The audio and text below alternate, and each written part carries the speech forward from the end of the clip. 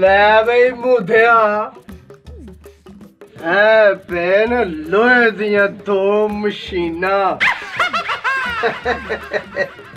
ਇਹਨਾਂ ਨੂੰ ਦਬਾ ਦਬ ਚੁੱਕ ਤੇ ਅੱਜ ਲੰਮੀਆਂ ਦਿਹਾੜੀਆਂ ਓਏ ਇਹਨਾਂ ਨੂੰ ਵੇਚਾਂਗੇ ਲੋਹੇ ਦੇ ਭਾ ਤੇ ਫੇਰ ਖਾਵਾਂਗੇ ਚਰਗੇ ਪੀਵਾਂਗੇ ਗੋਲਡ ਲਿਫੀਆਂ ਸਿਗਟਾਂ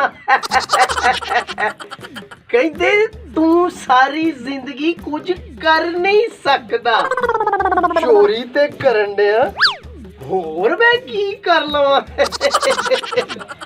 ਓਏ ਐ ਤਾਂ ਵਜ਼ਨੀ ਬਹੁਤ ਹੈ ਓਏ ਇਹਨੂੰ ਚੈੱਕ ਤੇ ਕਰ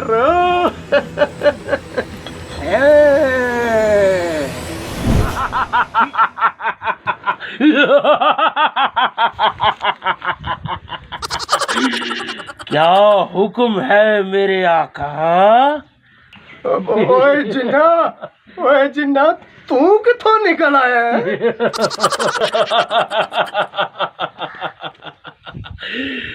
मुझे कोई काम बताएं।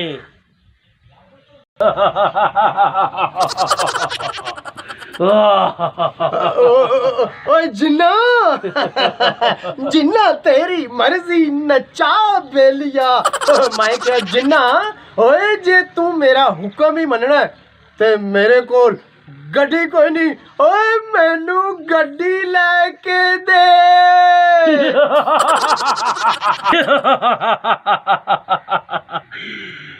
गाड़ी चाहिए?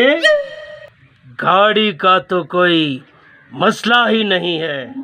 अच्छा जी मेरे हाथ में अपना हाथ दे आका।